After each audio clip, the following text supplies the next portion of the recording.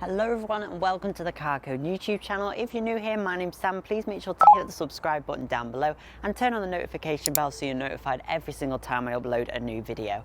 Today I'm at Volkswagen UK HQ in Milton Keynes. A huge thanks to Volkswagen for having me. So this is the Passat estate. Now this generation of Passat is not actually available as a saloon, or it isn't yet anyway, and if it is, it most likely won't be coming to the UK. The estate was always the better car anyway, and saloons have kind of been going out of fashion for a good while, and estates are coming back in almost. Obviously SUVs are a main factor and something that has been a huge focus, so this is similar in a lot of ways to the new Tiguan, but it's if you want a lower down, longer car, or if you want the higher up SUV styling. So it's quite interesting. Also, there's three different specifications: Life, Elegance and R-Line. Today we're looking at the R-Line finished in chili red metallic. Standard colour on the Passat is the pure white solid paintwork, which does suit the car. Metallic paintworks are £745. There's a few new colours as well, like this chili red metallic, and there's also a Mariposit green, which is sort of a metallic mint green. It looks actually quite interesting. I think I'd have to see it in person though to see what I thought about it. And just like that, I've fast forwarded a couple of weeks and I'm at SMMT Test Day 2024 at Millbrook Proving Ground. This is the Passat R-Line. As you can see, this is the Mariposit green that I was talking about. It's like a metallic spearmint green. I'm not sure what I think of it. It's different, and I like that manufacturers are doing a little bit different things. I think my favourite one on the Passat is the Reef Blue. We've seen that previously on the T-Cross, on the Polo, etc. So I like that, and it's quite a fun colour for such a big car like this. You can get two-tone paintwork as well, so quite interesting that you've got a nice few options of colours. I'm going to go through the wheel options with you now. So let's talk wheels on the new Passat. So it starts off with the 17-inch Bologna alloy wheels on the Life specification. I'm not a huge fan of the Bologna wheels. They're not the most nice looking wheels. You can upgrade them. The 18-inch York alloy wheels in dark graphite, or the 18-inch Catania alloy wheels. Both are £650 option on Life. 17-inch Napoli alloy wheels, which look really nice, and they're standard on the Elegance models. You can also upgrade to the 18-inch Napoli alloy wheels on the Elegance model. Not a huge point, they don't add a lot to the car. You can then get my favourite diamond cut York alloy wheels for a £350 option on Elegance. Last but not least, you can opt for the 19-inch Leeds alloy wheels, which are a hefty £980 option.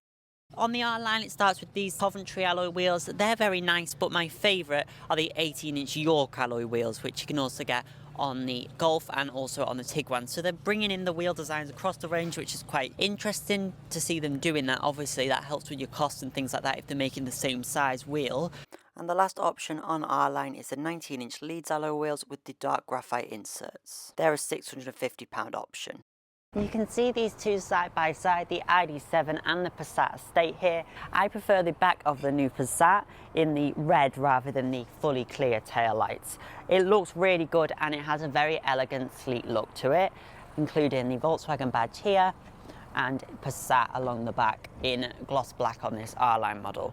It just looks really nice and very modern, so it's really brought it up to date, and I'm very happy to see that the Passat name lives on, because there was actually rumours that the Passat wasn't going to have a new generation, but here it is.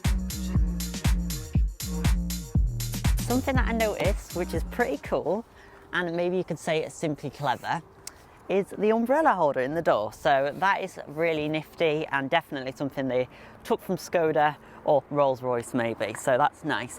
I'm going to take you for a quick drive around the car park, and Sam A is helping me do some filming shots, so check out his channel down below. A great help, that's really great. He's done a lot on the Golf Black Edition today, which I haven't covered at all, so if you want to find out about that car, check out his channel. But for now, let's take this for a little drive around the car park and see what it's like. This is the 1.5 eTSI, the same as what I drove in the Volkswagen Tiguan. So thank you to Sam A, who's filming me driving some bits. Just going around the car park, I forget the gear selector's up here like on the new Tiguan. Same one as the ID7. It's the eTSI 1.5, this one. It's a mild hybrid engine with 148 brake horsepower, so it's the same as the new Tiguan. Goes over those bumps really nice, and now the physical buttons are really nice on the steering wheel, which is a great addition to the car. It just feels a lot more familiar to the Golf 7 and 7.5, so it's very smooth. It's a 7-speed DSG in this, and quite quiet as well. So as it's a mild hybrid, it doesn't have like an official electric only range. It just aids your fuel economy. This is a long car, of course, so we'll test the turning circle out now.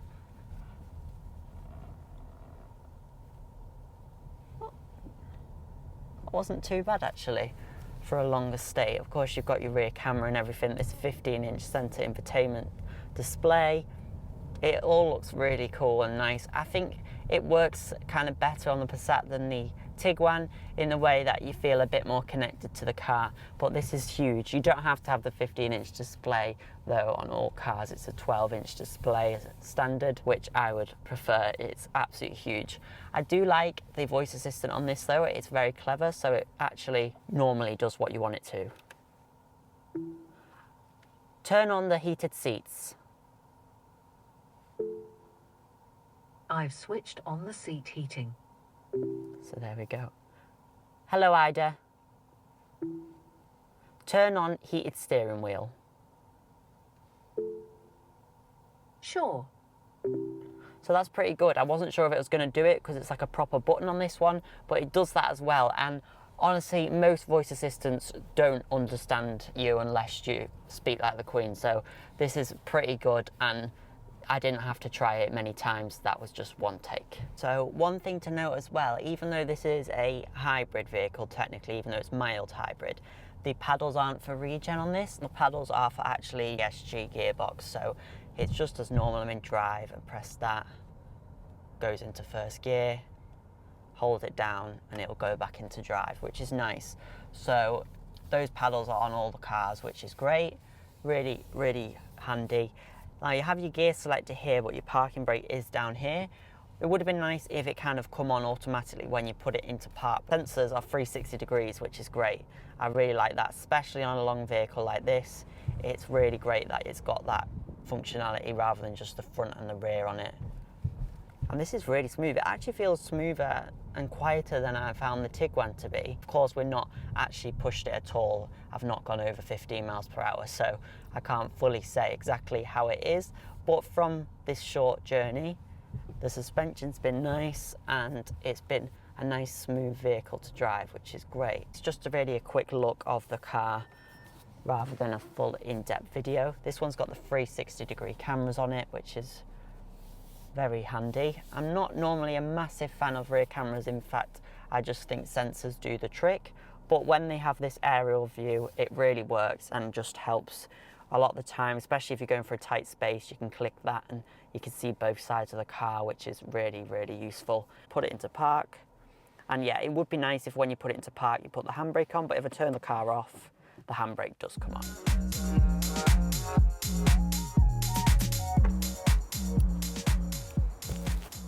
Boot space has always been a plus point on the Passat estate, so I'll open the boot. That was easy enough. And it gives you a huge 690 litres of boot space. It's up 40 litres from the previous Passat estate, which was 650 litres. Even in the eHybrid model, the plug-in hybrid model, you still get the same boot space, so that's excellent. You can see this is even electronically retractable, the load cover, when you open it, which is pretty incredible. And then that goes back. As you would expect on the estate, you've got that retractable load cover. And then you've got space under here. There is space for a spare wheel, which you can opt for as well. This nice bit of chrome, and overall just feels very premium. You get a bigger boot in here than you do in a Tiguan. So if sheer space is what you're really looking for, this is a great car for that, to get all the family's belongings in. And you can see there a bit better how that glides back. The bits of chrome here are great as well. 690 litres is absolutely massive. It's excellent, really great for families. If you've got dogs, for example, that's really good as well. This retractable load cover is so clever as well. So it does look really good. It feels so well put together everywhere, even in the boot. And you can, of course, move the floor down if you want, like so, into the lower position if you'd like a little bit more space.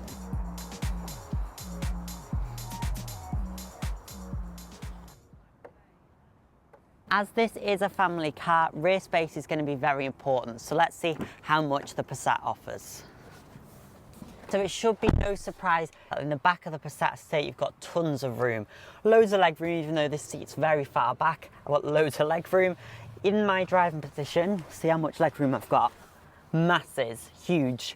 You've got a lot of headroom as well, more than in an ID7 actually, and probably a similar amount to the Tiguan, so you're not missing out in there. We've got this centre armrest here, which flips out like so. A little bit different from the Tiguan, which has the tilting bit. So you can have your iPad there, watch a film or whatever, keep the kids entertained. They can also pop their phones in the back here, 2 USB-C ports here too, and really nice, well put together. You've got through loading as well.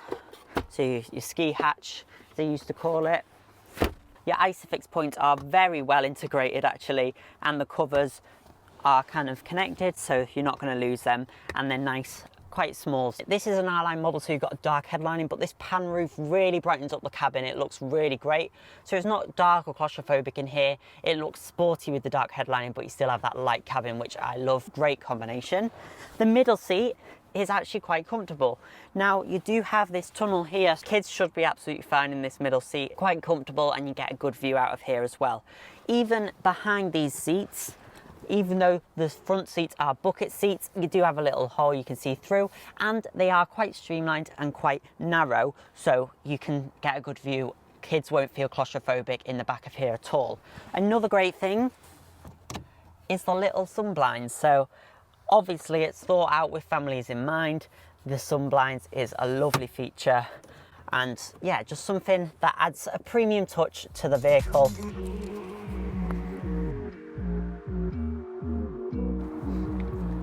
The engine options offered on the Passat estate are very easy to explain. So they're all hybrids. You can have a self-charging mild petrol hybrid like this one here. So it's a 1.5 TSI with a 7-speed dual clutch automatic DSG, and that pumps out 148 brake horsepower to the front wheels. You can also have the higher output plug-in hybrid model, which is 204 PS or 201 brake horsepower, and that's also to the front wheels, and that is a plug-in hybrid vehicle. So that actually will give an official range of up to 62 miles on pure electric, which is excellent. It really shows a big step in plug-in hybrids, so that's really great. The plug-in hybrid model starts at just over £44,000 on the Life model. On Elegance and R-Line, you can also opt for a higher output eHybrid engine with 272 PS combined. That gives you the same official 62 miles of official electric range, and it starts at just under £50,000 on the Elegance model, so obviously it's quite a bit more expensive.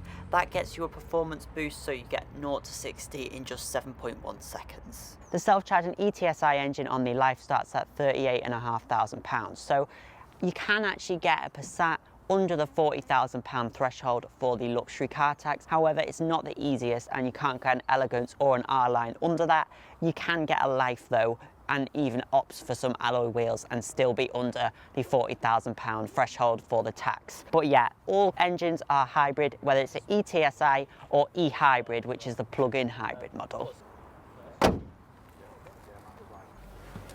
So then, what do I think about the Passat estate? Well, it's a lovely car. It feels so much more premium now, and it'll be a great alternative to cars like the BMW 4 Series, 5 Series, and even Mercedes products. It feels that level of quality. Even Audis, it's kind of outdoing themselves with that, because it feels so premium, but offers so much space. A great premium alternative to a car like the Skoda Octavia, for example. I really like how it feels. It's not the cheapest, and you have to watch out for that £40,000 tax threshold. However, lots of cars are going over that, so you might just have to accept that the first 5 years you're going to have to pay the extra tax. I really like it. It's very intuitive to use, which is an excellent improvement. It looks great, it's very comfortable, and I think it would be a great family vehicle for many people. If you enjoyed this video, hit subscribe down below for more new car reviews and content. A huge thanks for Volkswagen UK for having me along for this drive day and testing out some of their new models. Thanks for watching. I hope to see you in my next review.